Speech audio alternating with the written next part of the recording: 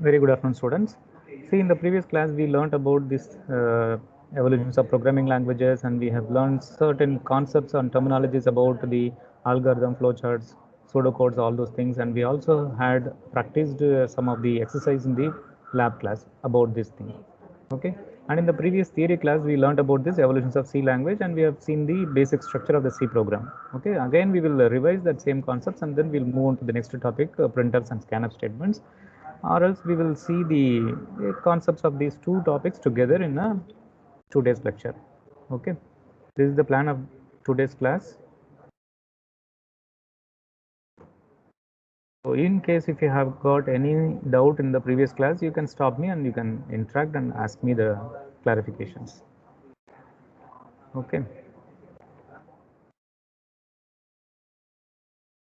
Yes. See, this is what we have learned in the previous class.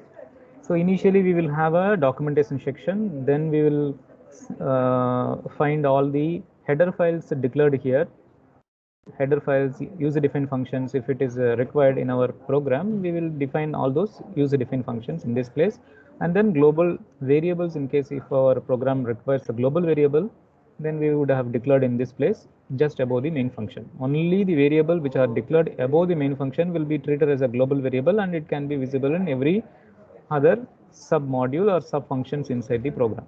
Okay. And then the main program.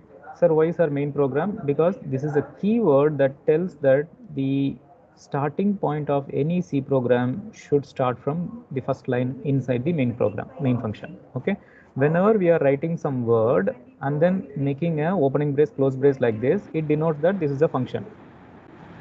Okay, so this is the main program, and then user defined functions. In case if it any exists, we can able to define at the end of the main program. Okay, like this the main structure of the C program goes. And for each of these statements, we have seen an example program also. Okay, and we will take up this similar kind of a problem in the coming slide. At the time I'll explain this detailing. Okay, and this is also one of the again an example for the same structure of the C program. Okay, now in this slide we have stopped in the previous class. Okay, so I have told that we will write, for example, you refer this program in this place. Okay, see, we are not going to move any five slides, 10 slides today's class. We are going to learn only one slide today. We are going to learn only one slide, this slide only. But I want everybody to listen very carefully, because this is a fundamental important, very important. Okay, so I hope that I have given the funda that why we require to do a program in a computer. Can anyone answer about this question? Why we want to do a program in a computer? Just try. Just try. Don't waste the time. Am I audible, students? Yes, Yeah. sir.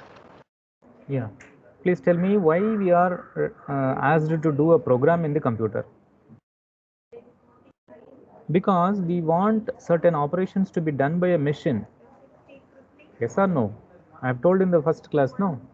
We want certain operation to be done by a machine, computer machine basically, and that computer machine, once if we have programmed it, it can accept any number of inputs, and then whatever the logics we have programmed and fed into the machine, according to that logic it will work on the input, and then it will keep on producing the output for any number of inputs that we are giving. So computer will not show any kind of tiredness, and as well as accuracy of the output that the computer is generating will be 100%. So mainly for these two reasons, we are bound to use the computing machineries, but computing machineries will not work on their own. We need to give a program to it. Then depending upon that program only, it will act on the input. For that reason only we are doing a program. Okay, sir, whether these small programs are in use nowadays? Of course, these small programs are the fundamental programs just for the beginners to catch up the, or beginners to start learn the big concepts. Okay, to this is the basic step with which we can start learning towards the bigger concepts or the bigger object-oriented programming concepts like that. Getting this, students? Getting this? Yes or no? Yes. Yes, sir. Okay, okay. Look at here.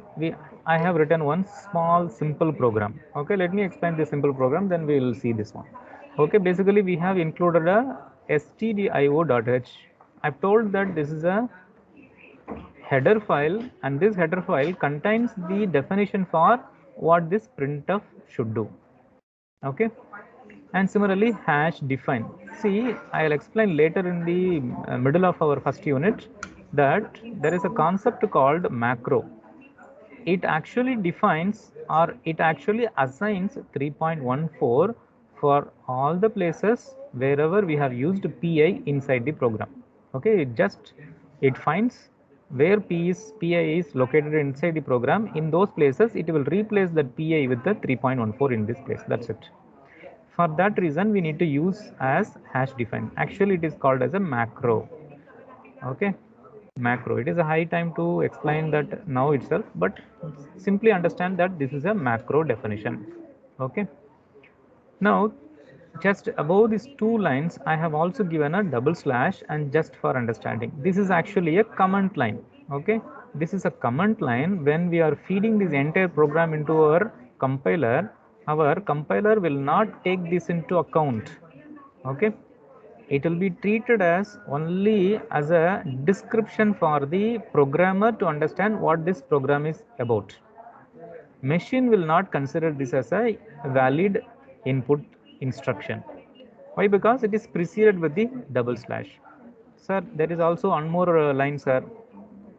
Because I have taught you in the previous class, there is also one more command line where we can write multiple lines of descriptions, and then at last we can end with the star slash. Okay, there are two types of command lines. One is double slash, just it will end with the one single statement. If in case if you want to write multiple command lines, then you can very well use a slash star and star slash. Okay, so these are all the just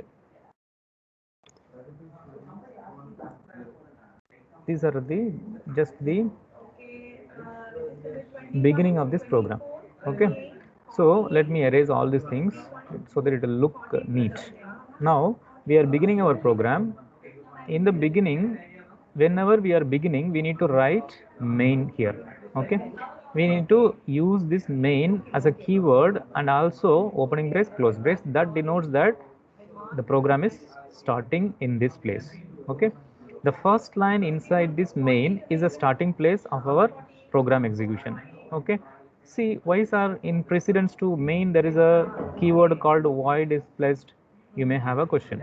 See, this void tells that after executing the bundle of instruction or as many instructions available inside the main program, it will return something to the system or to the machine where we are running this program. Okay, but here we are mentioning as void, which means nothing. System doesn't want anything.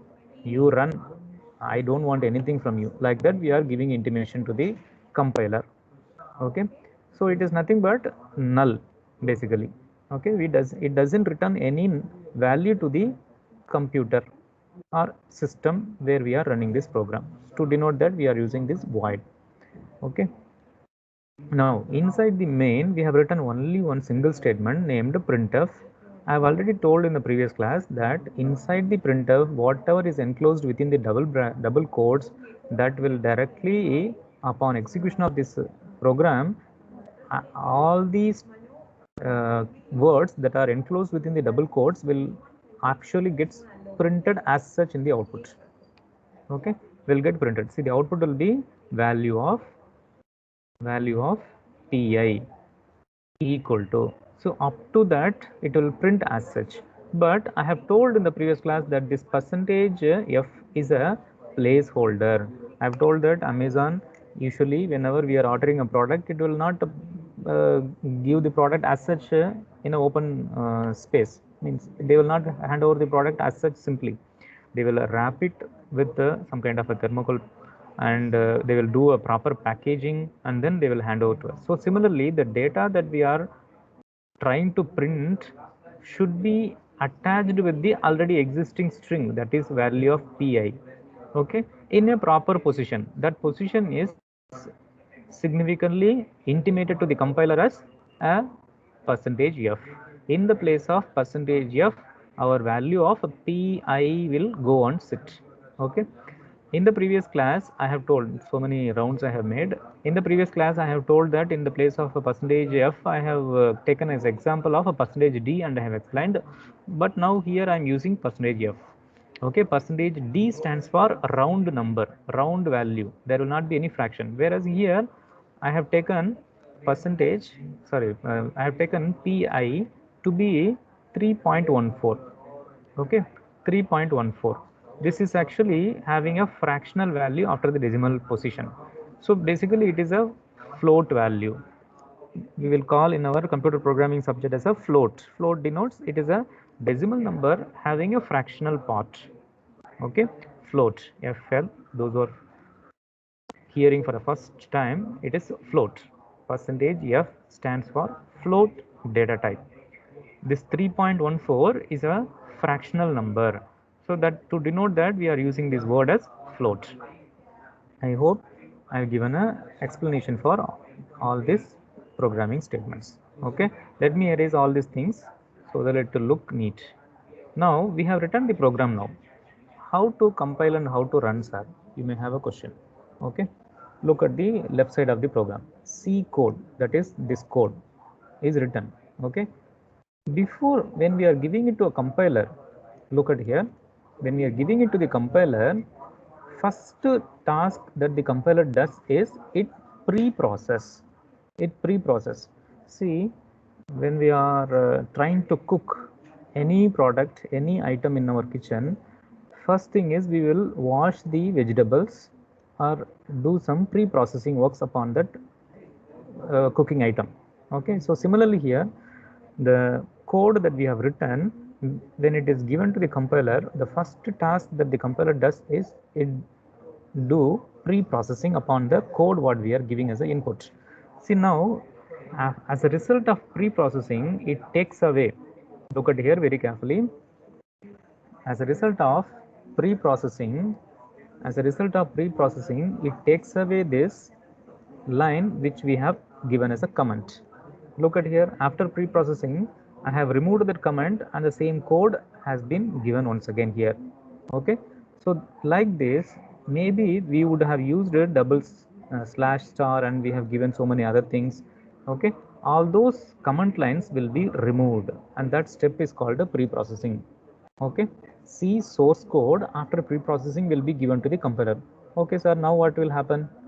That is, we will give it to the compiler and that compiler converts this high level language. Look at here, this is English language, right? The statements, everything is written in the format of printf, main, void, all these are all English words, right? Yes or no? So this is called as a high level language. My voice is reaching you, right, students? Yes, sir.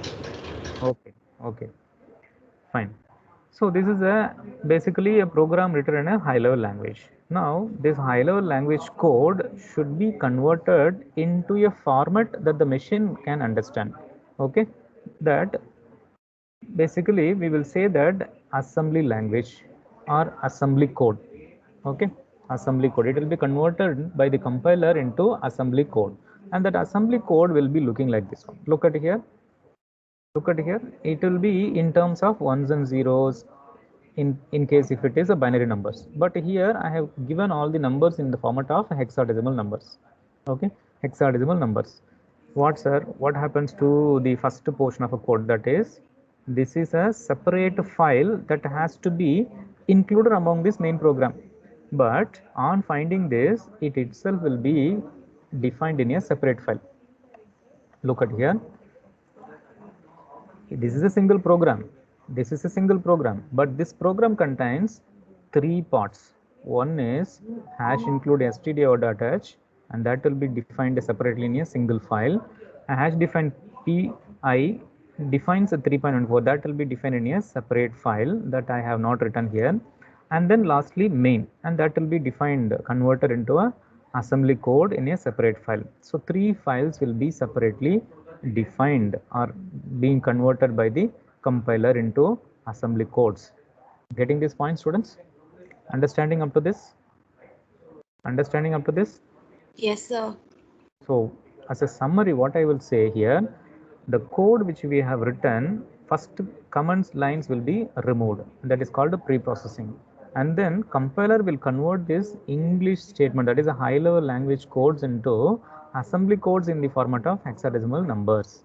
Okay, all the linked files here into this program, that is std.h is a linked file, and hash define needs to be defined separately, and that will be coming in a separate file, and main is a well defined one single program that has to be defined in a single separate file. So all these things, three things, will be linked separately. Sometimes we may also have referred some other program that is defined already in some other location. Sometimes we may have referred that program into this file also, and that file also will be defined. Okay, I doesn't want you to get confused, so I am not taking up that example. So for now you understand up to this much. Okay, so 3 files will be separately converted into as assembly codes, and they will be in a separate locations with the separate names for each of them. Now where we are? Here we are. Assembly code is generated. Then it is a component. It is a component that, look here. Assembler is a component as a part of compiler. It is one of the component that runs inside the compiler. This assembler converts this assembly code into object code, that is ones and zeros code. Okay, that is readily good for or ready for execution. Such kind of a code will be generated by this assembler. Look at here, these are all the assembly codes in the format of hexadecimal, and these codes will be converted by the assembler into an object code, that is ones and zero codes, and then that will be given to the linker. This linker does the operation of linking this first file with the second file object code and the third file object code. So it will link all the 3 object code files, and then it will give it to the loader, and this loader is also a component of the compiler software only, nothing else. Assembler, loader, linker, everything is a component of some compiler only. Modern compiler have all this thing as a single bundle, whereas in olden days they had all this thing in a separate software. Okay, now this loader task is to load this linked files into the primary memory of our computer. In our computer, we have a component called chip like a component. Mostly in your first semester, I guess you might have come across this word. Okay, RAM, ROM, all those things, hard disk, all those things. So it is a called as a primary memory in our computer system. The programs are whatever we are opening and currently executing in our laptop or computer, everything will sit in this position of memory. It actually is a memory chip. All those opened files, when we are opening or when we are watching a film in a VLC player, or when we are typing a Word document in the Word Office, MS Office, everything will occupy a memory position in this RAM chip, and then it will be visible to us in the desktop. So the object codes that are linked, and loader will take all those linked files and load it into the RAM, random access memory, for the execution. So as soon as the program gets loaded here, we can able to see its display in the screen, and we can able to play with it. We can able to give an input, and we can ask the program to run, and then it will provide the output to us. Getting this? No. Any doubts? Any doubts? No, sir. Okay, fine. See, okay, sir, you explained everything in a theoretical manner, how to execute this and where we are going to execute this program. Definitely, we need to execute in the lab as well.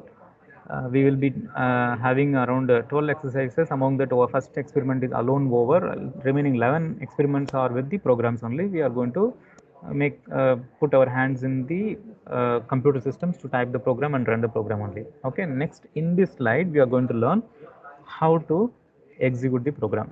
Okay, see, it is again, it is not required now at this point in time, but anyhow you should have a clear picture in your mind what we are doing and what we are studying. Okay, so for that reason it is good that you can understand that how to run the program. Okay, so basically almost every one of us will have a Windows operating system. Okay, maybe very few students would have got some Mac operating system or some other operating systems. Okay, so I assume that everybody has got a Windows operating systems and almost every student has got their own laptop. Okay, maybe for the students who doesn't have an access to a system of their own, then you try the option of downloading a C for Droid or CPP Droid. These are all the Android application. You can find it in the Play Store, download and install it, where we can have a platform or a space for typing your C program, whatever the program that I have explained in the previous slide. You can type that program and you will find a user interface called compile, run, all those things here, and you can just click on those buttons, and you will be able to find a screen where you will be asked to give the input, and then it will provide the output for the corresponding inputs. That is simple. Okay, and this is applicable only for the students who doesn't have a access to the laptop or system of their own. Okay, now there are plenty of a very different variety of compilers available in the market, in the internet. So what you can do, there are, in the olden days, there is no user interfaces will be available. Means what I wish to say here, we need to give our program into a compiler. That compiler only contains assembler, linker, loader, all those components. All these are all bundled as a one single component called integrated development IDE. Nowadays we have got a turbo C IDE, like that many IDE have come. Okay, so we have to code our program and we need to feed into this it will be shortly called as a compiler only, and it internally contains all those sub components. So basically we will feed the program into it and we'll able to see the output from that. Okay, it becomes very simple in the graphical user interfaces compilers. Okay, we will be able to find everything visually. Okay, a blue screen will come where we will find all the menus will be available, and whatever the options we need to select, we can able to use our mouse and able to select, and we can do the operations by using a graphical user interface compilers like this. Okay, but we will face an issue at the time of executing certain programs that require at the time of running the program itself. For example, op file, okay, .c. I've told that always whenever we are writing the program, we should end with the extension .c. Okay, now this program, when we are trying to execute, we may require to give the input for the program as well directly at the time of execution. Okay, I have written that void main. Okay, in the previous program I have written void main and I have not given any argument inside this brackets, which means the input at the time of just compiling the program itself, we require to give a input. There may be a situation, not maybe, definitely there is a situation that while we are compiling the program itself, it requires the input. Okay, now for doing such kind of a program, these graphical user interfaces will not be supporting us. It will not support us. This graphical user interface compilers will not support us in giving the inputs at the time of compiling the program itself. So definitely we need to execute in the command prompt only such kind of a programs. Okay, in the beginning we will find the small programs, but for executing those programs we doesn't require the command prompt execution. But when we are dealing with the file operations, we have to mention the file what we are trying to give as an input, and in what file we want to collect the output. We need to give at the time of beginning itself. So for executing such program, it is recommended that we should execute our program in the command prompt only.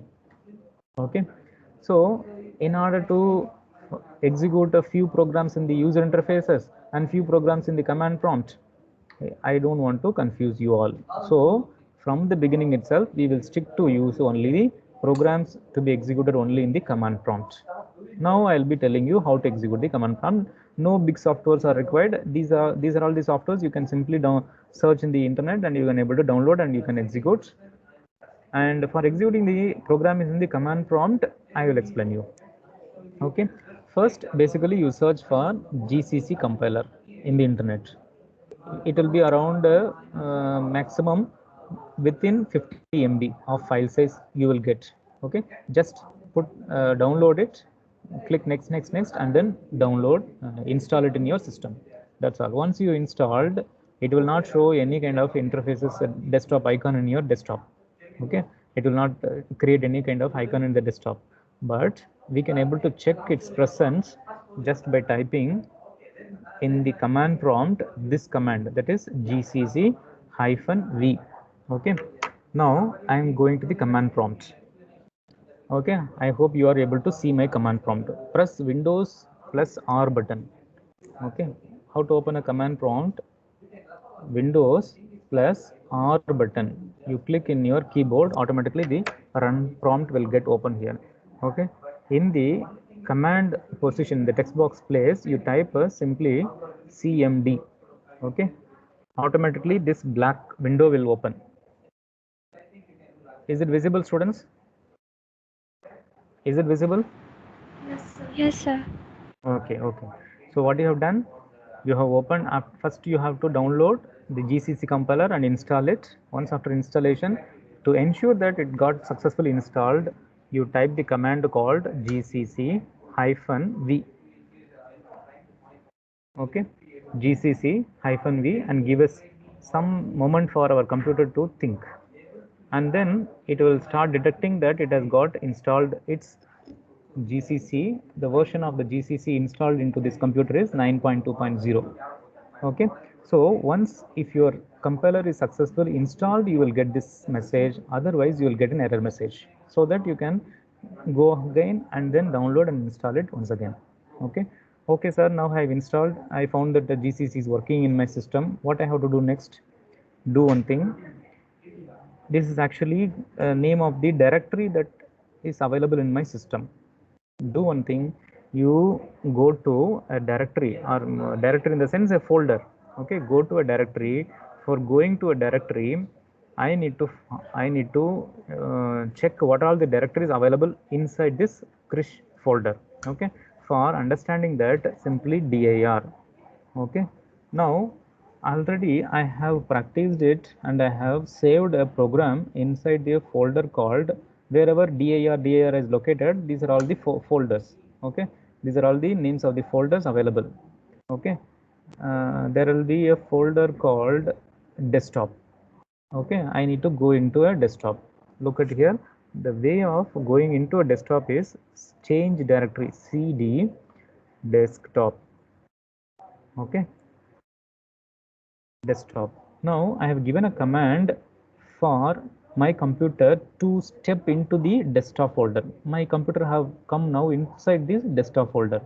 Now again I need to find what are all the folders available in my desktop, or otherwise I can very well create a simply a notepad into this desktop, and I can store a program directly in the notepad.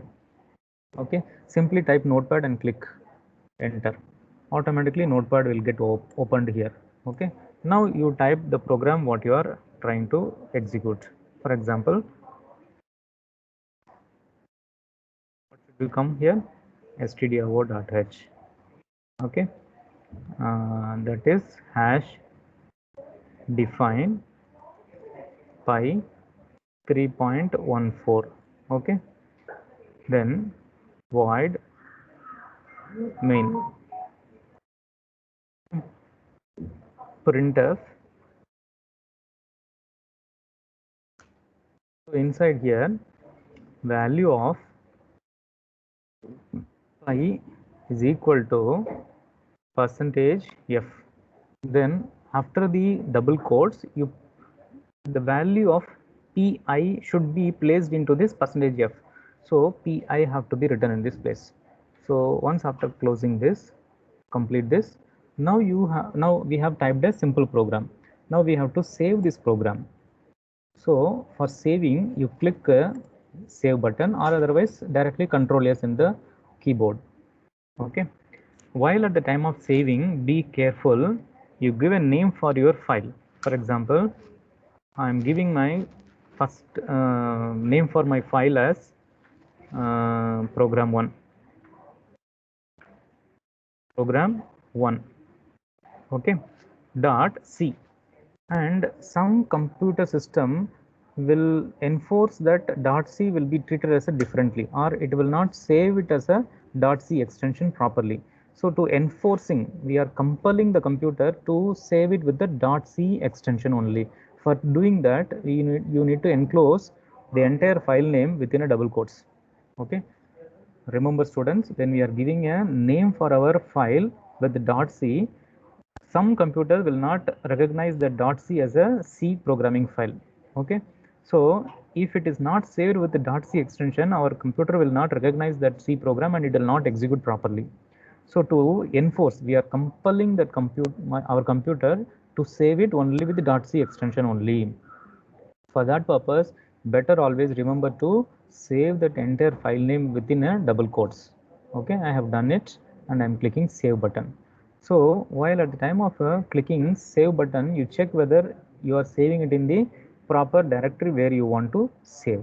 Okay, now I have worked in the desktop only, so better I have to save it in the desktop only. Choose the desktop here and I am saving it in the desktop. Okay, over. Then now for running the program, again you come to this run prompt. We are in the desktop. Whether you are understanding up to this, students? Simple. We have gone to the run command, that is in the command prompt. We have traversed to the directory or folder where we want to save our program, and inside that program, inside that folder, directly you can open separately in the by going to the folder. You can open a separate file and you can save the program there, and you can come back again here and then you can run, or otherwise you can open notepad from here itself and you can type it here and save it in that appropriate location of desktop. Okay, in case if you have your program somewhere in the location, you move to that location and then save it. Okay, explore what are all the commands for traversing towards the directory. Okay, it is only cd or cd slash to come out of the directory. Okay, so now we want to compile our program. Okay, what is the name of the program that we have given? We need to remember program1. We have given the name of our program as program1.c. Now look at here the way of compiling. See what I have told. Whenever we are working on a program, first thing we need to give is we will be giving it to a compiler, and compiler does this all the operation of assembling, linking and loading all the executable files into the RAM memory. So we are going to give a command for compiling. Okay, here it is. Look at here, gcc space, look at here, gcc space, what is the name of the file that we want to compile? What is the name of the file? Is it correct? Is it correct? Yes. Okay. Okay. See, by giving this, automatically our compiler, GCC compiler, specifically GCC compiler, what it does is it will convert this .c file into directly an executable file. Okay, it does all this sub operation of that assembly, generating the assembly code, linking, loading, all those operations it will do, and then it will directly create an executable file. Okay, but it will create in the name of, look at here, it will create in the name of generic a.exe. Okay, generic a.exe. But I doesn't want my exe file to be created in a name. I want again the exe should be created in the name of a program1.exe. Like that I want to enforce. Okay, either you can have default name as a, or otherwise you can enforce your computer to rename your exe file as program1. Why? Because our program what we have written is program1.c. Okay, This is the name that we have given. So same name we are expecting in the exe file. I doesn't want the default file to be created as a in the name of a. So in case if you want such kind of enforcement, then you need to give a command. First I will explain, first I will show you that a.exe gets created, then I will show you how to enforce the program. Okay, look at here, I have clicked the enter button. Now it is compiling. Once after successful compilation is done, it will directly show me the next line for the execution. In case if there are some error, it will show the error to me in this place. Okay, look at here, there is no error in my program. So because of that, directly it is showing the next line for giving a command for execution. Okay, now we will go to the desktop folder and see whether a file a.exe got created or not. Okay, come to the desktop. Come to the desktop. Look at here, where is our file program1.exe? Here. Is it visible, students? Is it visible in your window? I have created a program 1.c. Yes or no? Yes, sir. Yes, sir. Adjacent to it, or else here in my system, my system has found the space adjacent to itself. Otherwise, you will find anywhere in the entire desktop. Okay, adjacent to it, we are able to see a.exe. But I doesn't want a.exe. I want program 1.exe, so that I can very well remember the way to execute the program. So what we can do is, first let me execute this a.exe. For executing means, just we have done a compilation so far, and we have got the executable file. To run the program, to run that particular file, we just want to write the name of the program. That's it. Name of that file, a alone. In case if you are writing the exe, that is sufficient, that is more than sufficient, or simply if you are writing a, that is well and good. Okay, simply typing a and clicking enter will print me the output.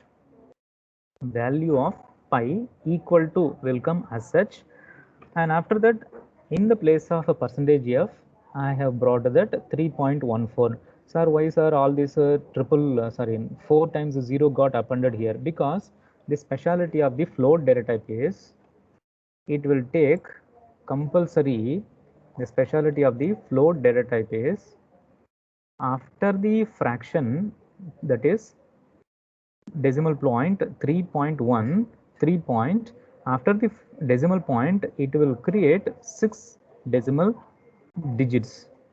Okay, it will create 6 decimal digits.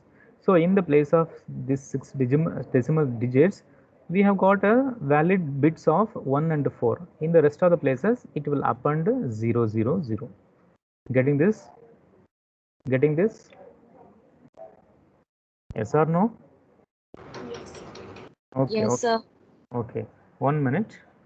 I understood that your time got over.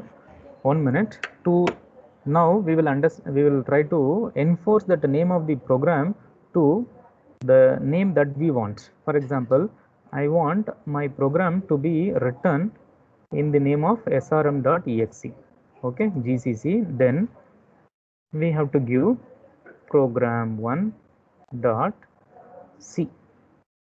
Okay, program1.c. Just before that, we need to give -o. That's all.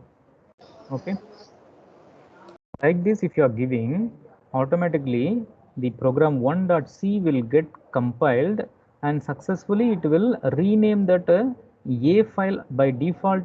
Usually by default, program 1 after compilation will create a file, a file which is with the name a. But we will convert that a into any file what we are giving here. For that purpose only, we need to mention specifically, explicitly here with the -o, after that the name that we desire. Okay, now we will go to a desktop and find whether there is an srm or not. Okay, yes, we found this one here. Either you can do double click on this to see the output, but output will appear and vanishes very quickly. Okay, in order to not have such kind of a magic, we will type the srm, because that srm is the name of the file. Okay, then it produces the output for us. Understanding this, students? Okay, this is the standard This method we will be following for all the program in our entire this full semester. Okay. By this method, we can able to execute a simple program as well as the file operation programs which involves command line arguments. Okay. So now wait for 1 minute time. I'll note the attendance and then you can leave. 58 students are present.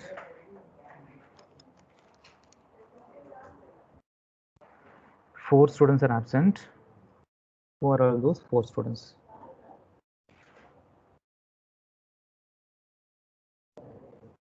Five students. EL Vishal. Okay. Sivas Sakti. Agnes Christina. RK Krishna Lekha. Mukesh. Okay, fine, students. Thank you, students. We will see in the tomorrow's class. Thank you, students. Thanks. Thank you, sir. Thank you, sir. Thank you, sir. Thank you. Thank you, sir. Thank you.